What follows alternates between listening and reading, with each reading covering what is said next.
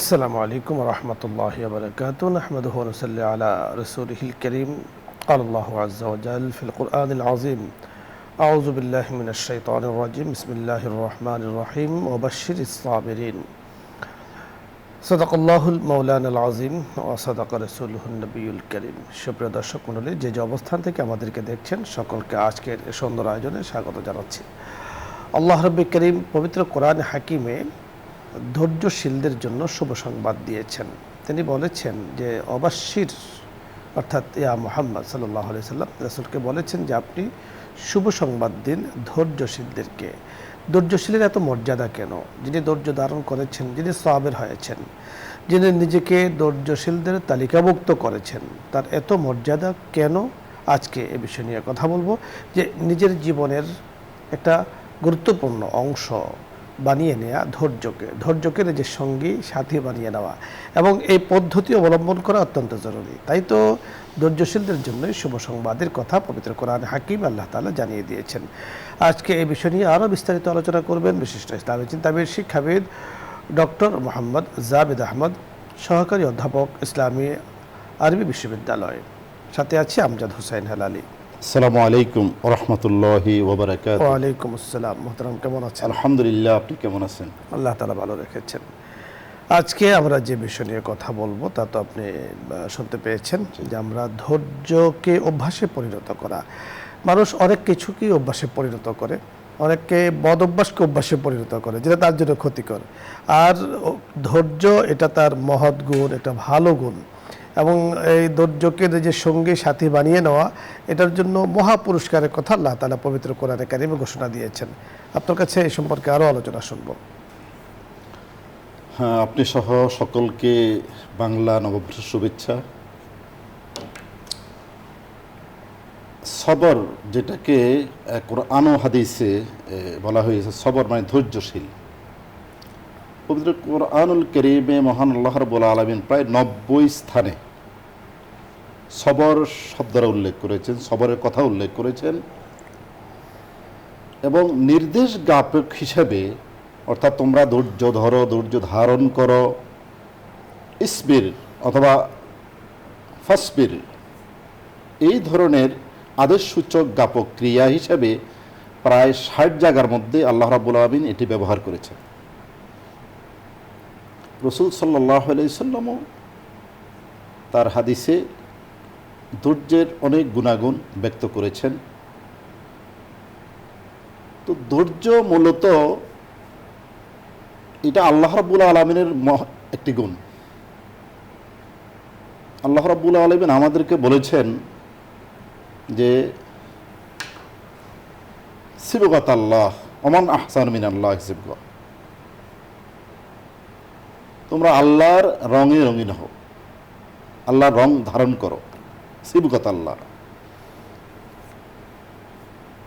আল্লাহর গুণবাচক নামের মধ্যে একটি নাম রয়েছে সাবুর, ধৈর্যশীল।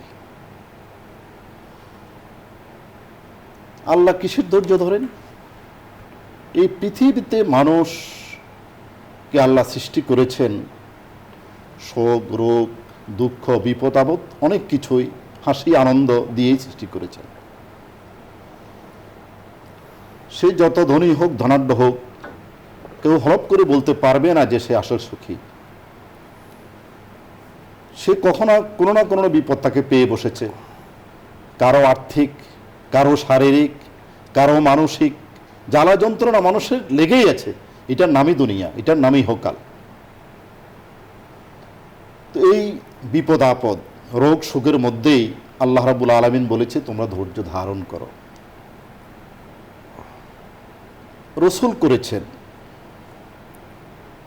রসুল করিম সাল্লাল্লাহু আলাইহি সাল্লাম 3 বৎসর শিয়াবে আবি তালেবে না খেয়ে দিন রাত্রি কাটিয়েছেন।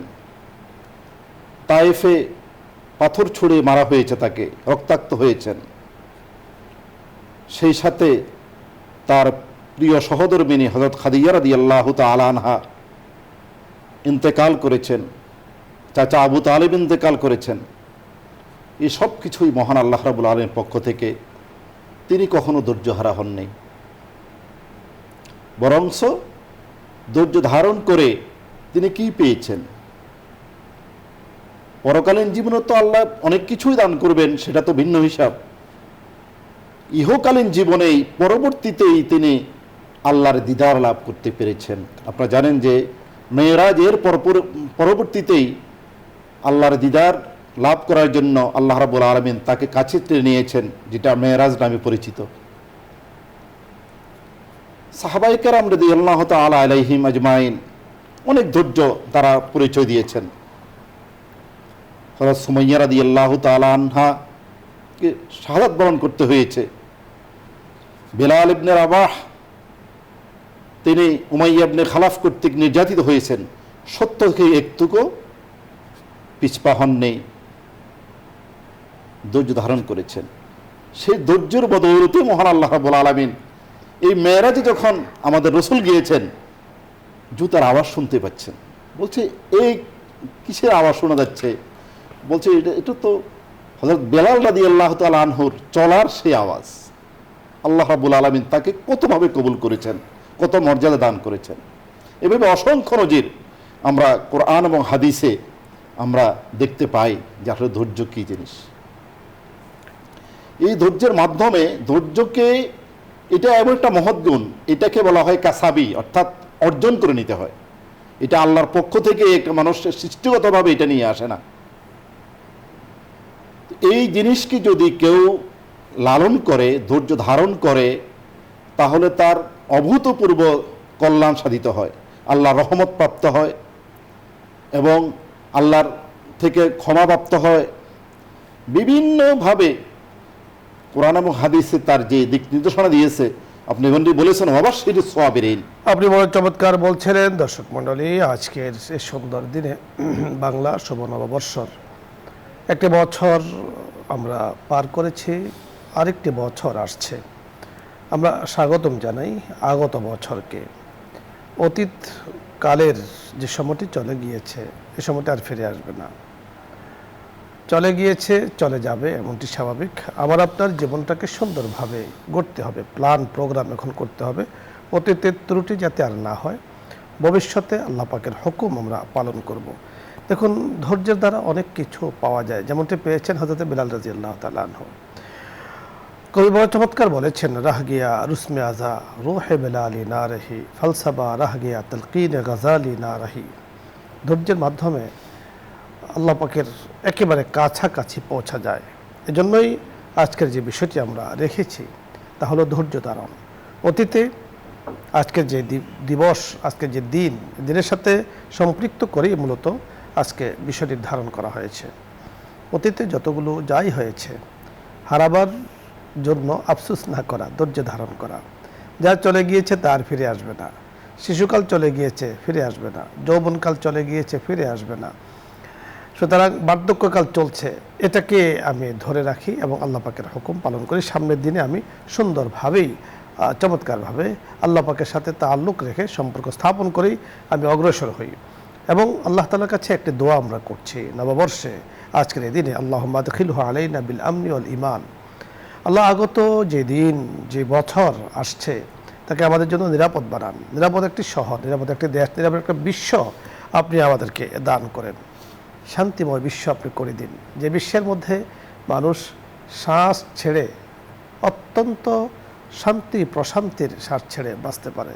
যে বিশ্বের মধ্যে নির্যাতন থাকবে না, জুলুম থাকবে না, অনাচার থাকবে না, হানাহানি থাকবে না, মারামারি থাকবে না, অত্যাচার, নির্যাতন ইত্যাদি একেবারে মূলোৎপাটন হয়ে যাবে। সেই বিশ্ব আল্লাহ আপনি আমাদেরকে উপহার দিন। বিশ্বের মালিক কিন্তু রব্বুল আলামিন।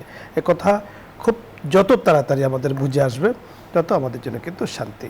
দর্শক মণ্ডলী, আলোচ্য বিষয়ে যদি আপনাদের আরও কিছু বোঝার থাকে, জানার থাকে, আপনি চাইলে প্রশ্ন করতে পারেন, অথবা ইসলামের যে কোনো মাসলা মাসাইল নিয়ে আপনি চাইলে প্রশ্ন করতে পারেন। দেখুন, আজকের এই দিনে আমরা কেন এই দোয়াটি করব? আল্লাহ রাসূল সাল্লাল্লাহু আলাইহি ওয়াসাল্লাম এই দোয়াটি করেছেন, এই দোয়াটি আমাদেরকে শিখিয়ে দিয়েছেন যে আমরা যেন জীবনের নিরাপত্তার জন্য দোয়া করছি। আমাদের মুহতারাম বড় চমৎকার একটি বিষয় বলেছেন যে চির শান্তির জায়গা জান্নাত, একেবারে মিয়া ফিল মিয়া, অর্থাৎ 100-100 শান্তির জায়গা দুনিয়াতে নয়, এটা হলো পরকালে জান্নাতে। তো এই সুন্দর জান্নাতে যাওয়ার জন্য আমাদের কি প্রয়োজন? এজন্য কোনো এক মহামনীষী বলেছেন, যার দিন সুন্দর, যার ইসলাম সুন্দর, যার নামাজ সুন্দর, তার জীবন সুন্দর, যার জীবন সুন্দর তার মৌতের সময়টা সুন্দর, যার মৌতের সময়টা সুন্দর তার কবর সুন্দর, যার কবর সুন্দর তার পরকাল সুন্দর, যার পরকাল সুন্দর তার জান্নাতও সুন্দর। সেই জান্নাতে আল্লাহ তাআলা আমাদের জন্য শান্তির ব্যবস্থা করুন, রব্বে কারীমের কাছে সে ফয়সালা করছি। জি দর্শক মণ্ডলী, আপনারা কানেকশন পেয়েছেন। প্রথমে যিনি পেয়েছেন, আসসালামু আলাইকুম। দর্শক পরিচয় বলে প্রশ্ন করুন। প্রশ্ন করতাম। আসসালামু আলাইকুম রহমতুল্লাহ। ওয়ালাইকুম সালাম। আমি আপনার দুইটা প্রশ্ন করতাম। একটু জোরে বলতে হবে, আপনার কথাগুলো শোনা যাচ্ছে না। ধন্যবাদ। পরের দর্শক, আসসালামু আলাইকুম। আসসালামু আলাইকুম, আব্দুল জব্বার বলছিলাম স্যার, ভালো আছেন? জি আলহামদুলিল্লাহ ভালো আছি, এতটুকু বুঝতে জি স্যার, পেরেছি। দুটি আমাদের প্রথমে নববর্ষের শুভেচ্ছা জানাচ্ছি। আমার দুটি প্রশ্ন নিবেন। প্রথম প্রশ্ন, আপনারা যখন এই টিভির ভিতর আপনাকে ধন্যবাদ। পরে দর্শক, আসসালামু আলাইকুম। দর্শক, আমরা টিভির ভলিউম কমিয়ে সুস্পষ্টভাবে প্রশ্ন করি।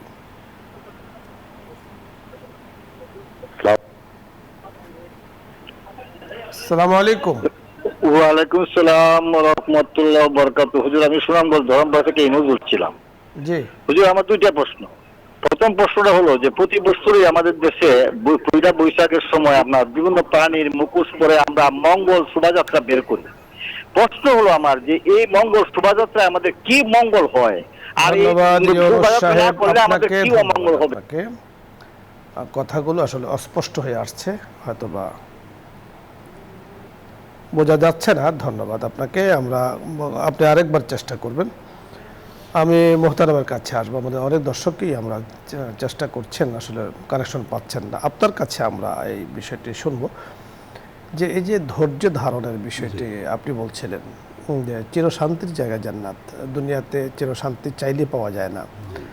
আর মানুষের একে নিয়ে বেঁচে থাকতে হয়, কারো শারীরিক সমস্যা, কারো মানসিক সমস্যা, কারো আর্থিক সমস্যা, কারো সামাজিক সমস্যা, কারো রাষ্ট্রীয় সমস্যা, অর্থাৎ কিছু না কিছু সমস্যা থাকবে। তো এই অবস্থায় আমরা ধৈর্যকে নিয়ে, শান্তিকে নিয়ে কিভাবে বেঁচে থাকতে পারি, কি ফর্মুলা আপনি দেবেন আমাদের? আসলে যেহেতু ধৈর্য এটা একটা মহৎ গুণ, আমরা এটাকে আপনি যেমনটি বলেছেন এটাকে অভ্যাসে কীভাবে পরিণত করা যায়, এটাকে যদি আমি লালন করি তাহলে নিয়ত করতে হবে যে আমি যত বিপদে আপদেই আসুক না কেন আমি ধৈর্য হারা হব না। এটা নিজের ভিতরে সংকল্প করেই রাখতে হবে সবসময়, এবং এর মাধ্যমে সে আল্লাহর উপর আস্থা, তাওয়াক্কুল থাকতে হবে। আসলে এটাকে একটা ইবাদত মনে করতে হবে যে আসলে এটার মাধ্যমে আমি আল্লাহর রহমত, আল্লাহর সাহায্য কামনা করব। ধৈর্য হারা হলে কি হবে? ক্ষতিগ্রস্ত হবে, আল্লাহর উপর আস্থা চলে যাবে। যে আল্লাহ বলছেন তোমরা ধৈর্য ধরো, এটা তো একটা নির্দেশ জ্ঞাপক শব্দ দিয়ে বলছেন ইসবিরু, তো তোমরা ধৈর্য ধরো। যদি আমি ধৈর্য না ধরি তাহলে আল্লাহর যে নির্দেশনা সেটাকে অমান্য করা হলো। তাই এটাকে আল্লাহর নির্দেশ জেনে সেটা পালন করা, আল্লাহর সাহায্য কামনা করা, এবং এই দুনিয়া অস্থায়ী, আখেরাত স্থায়ী। আখেরাতের যে প্রতিদান পাওয়ার আশায় আমি ধৈর্য ধারণ করা। রাসূল সাল্লাল্লাহু আলাইহি সাল্লামের সাহাবাগণ যেভাবে করেছেন আমরা দেখতে পাই। হযরত আলী রাদিয়াল্লাহু আনহু এত শক্তিশালী মানুষ ছিলেন, এক ব্যক্তি তাকে থুতু দিয়েছে, দেওয়ার ফলে উনি রাগে ফুঁসে গিয়েছেন।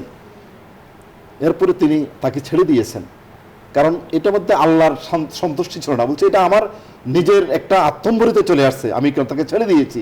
ইচ্ছে করলে তাকে সেখানে পিছিয়ে মেরে ফেলতে পারতেন। রাসূল সাল্লাম বলেছেন লাইসা শাদীদু বিসুরআহ ইন্নামা শাদীদু আল্লাযী ইয়ামলিকু নাফসাহু ইনদাল গাদাব, যে প্রকৃত কুস্তিগার সে নয় যে লড়াইতে কুস্তিগিরি করে সে জি হয়, বরং প্রকৃত কুস্তিগার হলো সে যে নিজেকে রাগের সময় কন্ট্রোল করতে পারে। এই যে ধৈর্যের একটা শিক্ষা রাসূল আমাকে দিয়েছেন। প্রকৃত মুজাহিদ, প্রকৃত যোদ্ধা কাকে বলা হয়েছে? নিজের নফসের সাথে যে জিহাদ করবে, নিজেকে কন্ট্রোল করবে এবং বিপদ আপদ, সকল কিছু বিপদ আপদে নিজেকে একটু কন্ট্রোল করে চলবে, সেই প্রকৃত যোদ্ধা। তো এই যে কথাগুলি আমরা পেয়েছি, আল্লাহর উপর পূর্ণ আস্থার সাথে যদি আমরা এভাবে এটাকে সোয়াবের নিয়তে পরকালীন সেই আল্লাহর মহাপুরস্কার বেহেশত তার দিদার লাভ করার উদ্দেশ্য যদি আমরা এটাকে ধৈর্য ধারণ করে থাকি, তাহলে সব অবশ্যই আল্লাহর বলছেন ইন্নাল্লাহ মা'আস সাবিরিন। যে দেখেন সলাতের সাথে ধৈর্যের কথা আল্লাহ নিয়ে আসছেন, যে তোমরা যদি আল্লাহর সাহায্য পেতে চাও তাহলে কি করো, ধৈর্য ধরো আর নামাজ পড়ো। তাহলে এই ধৈর্য ধরাটা আল্লাহ রাব্বুল আলামিনের নিকট কত মহৎ, যে নামাজের সাথে ওয়াস্তাইনু বিস-সাবরি ওয়াস-সালাহ, যে তোমরা যদি আল্লাহর সাহায্য পেতে চাও তাহলে এই সাহায্যের জন্য তোমরা কি করবে, ধৈর্য ধরবে আর নামাজ আদায় করবে। চমৎকার বলছিলেন। আমরা সময় পাইলে আরেকবার আপনার কাছে আসব। দর্শক অপেক্ষা করছেন, অনেক দর্শক। জি, আসসালামু আলাইকুম। জি দর্শক, আপনি প্রশ্ন করুন। হুজুর, প্রশ্ন হইল, এই যে মানুষ মারা যাওয়ার পরে গরম পানিতে গোসল করায়, গরম পানিতে বড়ই পাতা দেওয়া হয় কেন? বড়ই পাতা কেন দেওয়া হয়? জি জি জি, আমরা যতটুকু বুঝতে পেরেছি খুবই গুরুত্বপূর্ণ একটি বিষয় আপনি জানতে চেয়েছেন। মানুষ যখন মারা যায় তখন তাকে গোসল করানো হয়। তো গোসল করাতে গিয়ে ঠান্ডা পানি ব্যবহার করে না, গরম পানি ব্যবহার করে, বড়ই পাতা ব্যবহার করে এবং সাবান ব্যবহার করে। তো সম্ভবত আমাদের দর্শকের জানার বিষয় হলো এগুলো ব্যবহারের পেছনে কি হিকমত, শরীয়তের কি নির্দেশনা আছে এখানে? আসলে মানুষের গোসল কেন করা হয়, তাকে পরিষ্কারভাবে ধুয়ে মুছে সুন্দরভাবে, এটা তো তার জীবনের শেষ গোসল। সেটাকে আমরা ধোয়ার জন্য, যেহেতু আমাদের জীবনে আমরা সাবান ব্যবহার করি, তো জীবনের শেষ গোসল হিসেবে তাকে পরিষ্কার করার জন্য সাবান ব্যবহার করতে এবং সুগন্ধি ব্যবহার করতে তার দোষের কিছু নাই। না, দোষের নয়, বিষয়টি আসলে করাই উচিত। জীবনের শেষ গোসল, যেহেতু রাসূল আকরাম সাল্লাল্লাহু আলাইহি সাল্লামের জমানাতে একটা ঘাস ছিল, সেই ঘাসের নাম ছিল উসনান। জি, উসনান ঘাস মানে সুঘ্রাণযুক্ত ঘাস তখন ব্যবহার করত। তো সেটাকে উপলক্ষ করে আস্তে আস্তে মানে উন্নত হয়েছে। এখন আমরা সাবান ব্যবহার করি, সুঘ্রাণযুক্ত সাবান আমরা ব্যবহার করে থাকি। এটা কেন ব্যবহার করা হয়? ব্যবহার এই জন্যই করা হয় যাতে পরিচ্ছন্নতা ভালো হয়, পরিষ্কারটা যেন ভালো হয়। এই জন্যই কিন্তু এগুলো ব্যবহার করা হয়ে থাকে। এখন আমরা যদি কেউ যদি বলে যে সাবান কেন ব্যবহার করছে, পরিচ্ছন্নতার জন্য সাবান ব্যবহার করছে, পরিষ্কারের জন্য সাবান, ঠিক ওটার জন্যই কিন্তু এগুলো ব্যবহার করা। গরম পানি দিয়ে ব্যবহার করা হয় এই জন্য যে গরম পানি দিলে দেখা যাচ্ছে যে পরিষ্কারটা খুব তাড়াতাড়ি ভালো হয়, সেজন্য গরম পানি ব্যবহার করা হয়। এজন্যই আসলে এটি দেয়া হয়। এগুলোকে দেওয়ার মধ্যে ভালো, মৃত ব্যক্তিকে, পথযাত্রীকে এই ধরনের ভাবে সুন্দরভাবে গোসল করাটা অতি উত্তম। পরের দর্শক, আসসালামু আলাইকুম। আসসালামু আলাইকুম, আমি মামুন রেজা বলছি। আমার 3টি প্রশ্ন। 1 নম্বর হলো, কোন বান্দা যদি দোয়া এবং ইবাদত করে, তার দোয়া এবং ইবাদত কবুল হচ্ছে কিনা, কোন আলামত আছে কিনা, আলামত পাওয়া যায় কিনা? আর যদি কোনো বান্দা বিপদে পড়ে, তাহলে তার পাপের কারণে না তার পরীক্ষার কারণে, এইটা বোঝার উপায় কি? আর আমার স্ত্রী অসুস্থ, দোয়া করবেন। জি ধন্যবাদ, আমরা বুঝতে পেরেছি। অনেকগুলো প্রশ্ন সম্ভবত আপনার আছে। মামুন রেজা সাহেব, আপনি প্রায় প্রশ্ন করে থাকেন, আপনাকে ধন্যবাদ। তো দোয়া কবুলের কোনো লক্ষণ আছে কিনা? নিঃসন্দেহে আছে, কোনো সন্দেহ নেই। মোহতারাম বুঝতে পেরেছেন যে দোয়া কবুল হয়েছে। এর আগে একটু জানতে চাইছেন আসলে কি কারণে বিপদ আপদ আসে? ওটা দ্বিতীয় প্রশ্ন, কি কারণে, দ্বিতীয় প্রশ্ন মানে বিপদ আপদটা কেন আসে। জি, তো দোয়া কেন মানে কবুলের ব্যাপারটা উনি বলেছেন মনে হয় নিশ্চয়ই। তো দোয়ার কবুল আসলে আল্লাহ রাব্বুল আলামিন তো দোয়া করার আমাদেরকে বলেছেন যে তোমরা আমার কাছে চাও, ও দোয়াউনি আস্তাজিব লাকুম, যে তোমরা দোয়া করো, আমার কাছে চাও, আমাকে ডাকো, আমি সাড়া দিতে রাজি, প্রস্তুত আছি। অন্যত্র বলছেন লা তাকনাতু মির রাহমাতিল্লাহ। আপনি বড় চমৎকার বলছেন। আমার একটি ঘটনা মনে পড়েছে, আমাদের কাছে আসলে সময় একদম নেই।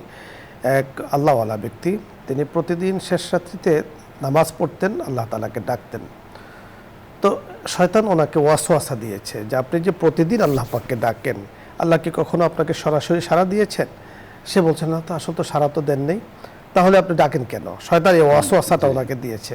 তিনি আল্লাহ পাকের সাথে অভিমান করেছেন, পরের দিন আর উঠেন নাই, নামাজও পড়েন না বা ডাকেনও নাই, অর্থাৎ তাহাজ্জুদের নামাজ পড়েন না, ফরজ নামাজটা পড়েছেনই। তো আল্লাহ রাব্বুল আলামিন যেহেতু খুব কাছের, আল্লাহ তাআলা ওনাকে বলেছেন যে আপনি আজকে উঠছেন না কেন? তো উনি বলেছেন যে আল্লাহ আপনাকে এত ডাকলাম, আপনি তো কখনো সাড়া দিয়েছেন বলে আমি জানি না। তো রাব্বুল আলামিন বলেছেন যে তুমি যে একবার আল্লাহু আকবার বলেছ, দ্বিতীয়বার বলার সুযোগ পেয়েছো, এটা হলো আগেরটা কবুল হয়েছে তার লক্ষণ। ধন্যবাদ। তা আল্লাহ পাক যে আমাদেরকে দোয়া করার সুযোগ দিয়েছেন, এটাই আগেরটা যে কবুল হয়েছে তার লক্ষণ। বিপদ আপদ বিভিন্ন কারণে এসে থাকে, গুনার কারণও হয়ে থাকে, মর্যাদাকে উঁচু করার জন্য হচ্ছে থাকে। আল্লাহ পাক বড় কিছু দেবেন, তার জন্য ছোট কিছু দিয়ে আমাদেরকে পরিচ্ছন্ন করে আল্লাহ তাআলা আমাদেরকে বিভিন্নভাবে পাক পবিত্র করেন। আপনার স্ত্রী অসুস্থ, আমরা দোয়া চাচ্ছি আর দোয়া করছি আল্লাহ তাআলা যেন ওনাকে সুস্থ করে দেন। মোহতারাম, ধন্যবাদ আপনাকে। দর্শক মণ্ডলী, আপনাদের সকলকে ধন্যবাদ জানিয়ে আজকের এই সুন্দর দিনে সকলকে শুভ নববর্ষের সুন্দর আবেদন সকলের জন্য কল্যাণ আল্লাহ তাআলার কাছে করে নিবেদন পেশ করে এবং আল্লাহ পাকের কাছে দোয়া করে আল্লাহুম্মা আদখিলহু আলাইনা বিল আমনি ওয়াল আমান ওয়াল ঈমান, আল্লাহ তাআলার কাছে কামনা করে বিদায় নিচ্ছি। আমজাদ হোসেন হেলালি। আসসালামু আলাইকুম ওয়া রাহমাতুল্লাহ। এখনই দোয়া হচ্ছে, দরুদ ইস্তিগফার পাঠ করি। আল্লাহুম্মা সাল্লি আলা আলহামদুলিল্লাহি রাব্বিল আলামিন, আসসালাতু ওয়াসসালামু আলা সাইয়্যিদিল আমবিয়াই ওয়াল মুরসালিন ওয়া আলা আলিহি ওয়া আসহাবিহি আজমাইন। আল্লাহুম্মা আদখিলহু আলাইনা বিল আমনি ওয়াল ঈমান ওয়াসসালামাতু ওয়াল ইসলাম। ইয়া করিম, ইয়া আল্লাহ, ইয়া রহিম, মাওলাই করিম, নিউজ 24, বসুন্ধরা পরিবার, ইয়া আল্লাহ, ইসলাম আমরা এই পরিবার সহ সকল মুসলমানদের পরিবারকে আপনি মাফ করে দেন, আমাদের সকলকে আপনি মাফ করে দেন। ইয়া আল্লাহ, সুন্দর একটি বছর আমরা পার করেছি, শুকরিয়া বলছি আপনার কাছে। ইয়া রাব্বি লাকাল হামদু ওয়া লাকাশ শুকর।